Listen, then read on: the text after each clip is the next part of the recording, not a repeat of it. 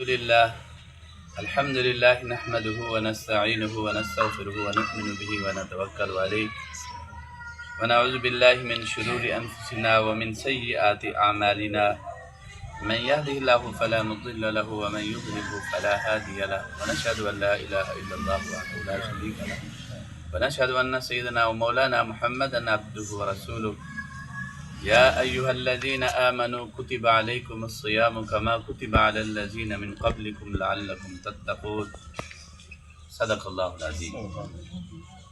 میرے محترم معزز سامعین حضرات، آج 25 فروری 2026 ہے۔ اس وقت ہم موجود ہیں محلہ سلطان نگر فیصل آباد کے اندر امداد فاؤنڈیشن یو کے چیئرمین صاحبزادہ جناب محترم مسعود الحسن نعمانی صاحب ان کے توسط سے، اور ہماری نہایتی محترمہ سلمہ غفار صاحبہ جن کا تعلق لیسٹر یو کے سے ہے، آج یہاں پر بہت بڑی افطاری کا اہتمام کیا گیا ہے، جس کے اندر چکن بریانی کے دیگیں اور اسی طرح فروٹ وغیرہ بھی اس میں شامل ہے افطاری کا، اور مشروبات بھی الحمدللہ بہت اچھا انتظام کیا گیا۔ اللہ تعالیٰ قبول و منظور فرمائے۔ جو میں نے آیت پڑھی اس کے اندر اللہ تبارک و تعالیٰ نے فرمایا کہ اے ایمان والو، تمہارے اوپر روزے فرض کیے گئے جیسا کہ تم سے پہلے لوگوں کے اوپر فرض کیے گئے، لعلکم تتقون، تاکہ تم متقی پرہیزگار بن جاؤ۔ اچھا، رمضان اور قرآن، آپ کو پتہ ہے کہ قرآن اور رمضان ان کا بہت آپس میں گہرا تعلق ہے۔ رمضان کے اندر قرآن مجید نازل ہوا۔ اللہ تبارک و تعالیٰ نے قرآن مجید کے اندر فرمایا شہر رمضان الذی انزل فیہ القرآن، ایک جگہ پر فرمایا انا انزلناہ فی لیلۃ القدر، کہ رمضان کے مہینے کے اندر قرآن مجید کو اتارا گیا اور شب قدر کے اندر اتارا گیا اس کو۔ شب قدر کیا ہے؟ خیر من الف شہر، 1000 مہینوں سے بہتر ہے۔ اب قرآن اور رمضان، حضرت جی، قرآن اور رمضان ان کا آپس میں اتنا تعلق ہے جیسے لازم اور ملزوم کا تعلق ہوتے ہیں۔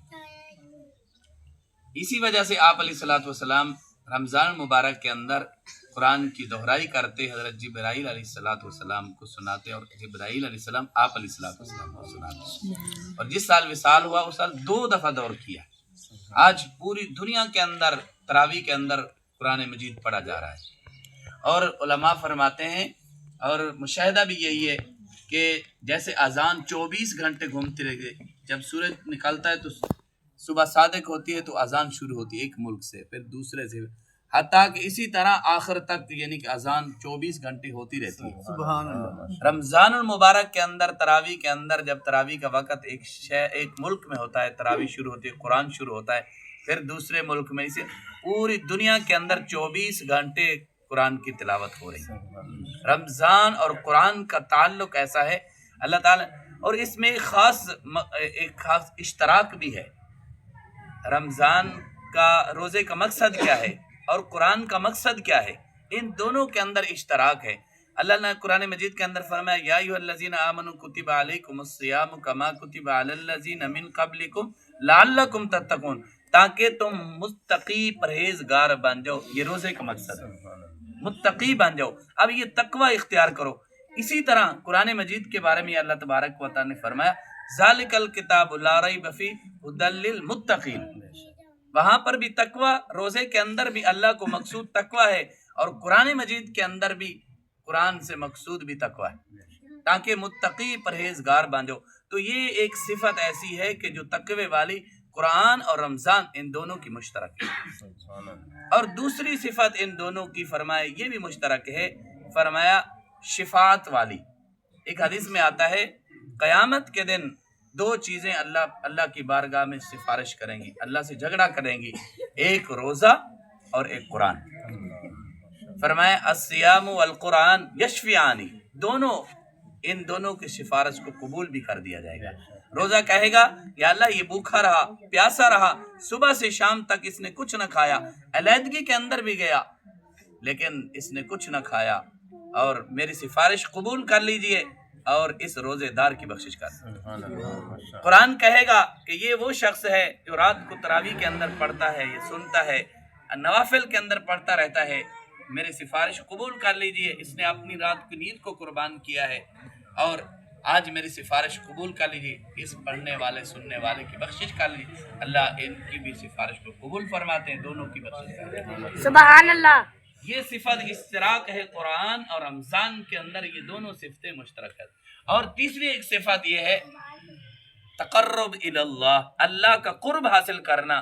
جیسے روزے سے اللہ کا قرب حاصل ہوتا ہے، اسی طرح قرآن سے بھی اللہ کا قرب حاصل ہوتا ہے۔ جب آدمی روزہ رکھتا ہے نا تو روزے کا اجر کیا ہے؟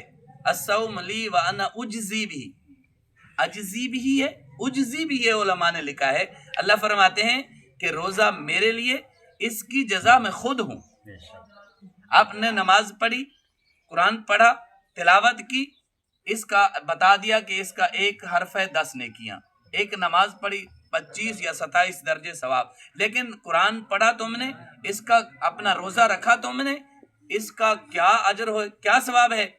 فرمایا نہیں بتایا، نہیں بتایا کیا اجر ہے؟ فرمایا اس کا اجر میں خود ہوں۔ سبحان اللہ، بس میں، اور یہ بات دیکھیں کہ جس کا اجر اللہ خود بن جائے، تم دیکھو کہ اللہ کے خزانے لامحدود، تو اللہ تبارک و تعالی روزے دار سے کتنا خوش ہوں گے اور خود اس سے راضی ہو کے اس کو جنت کا ٹکٹ عطا فرمائیں۔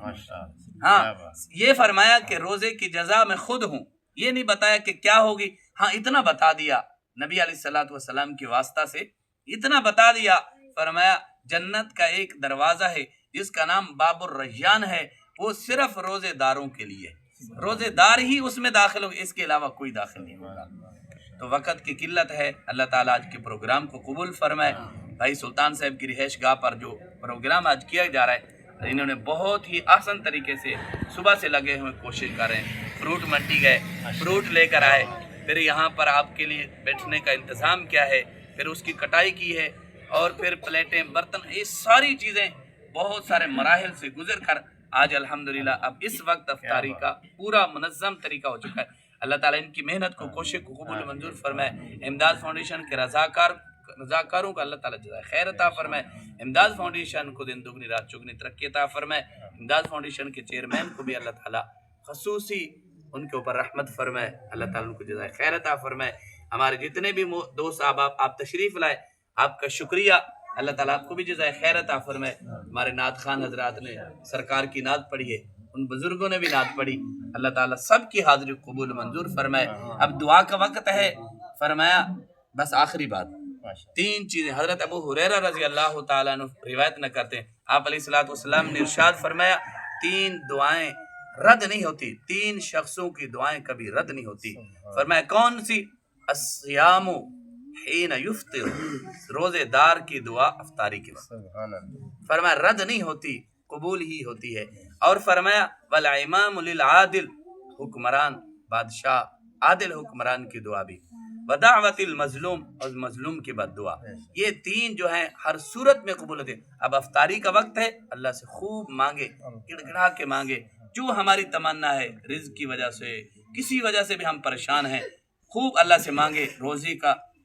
روزے کی حالت کے اندر ہیں، افطاری کا وقت ہے، اللہ تبارک و تعالی سے مانگیں گے، انشاءاللہ اللہ ہمیں عطا فرمائیں گے، اللہ عمل کی توفیق عطا فرمائے۔ وآخر دعوانا الحمدللہ۔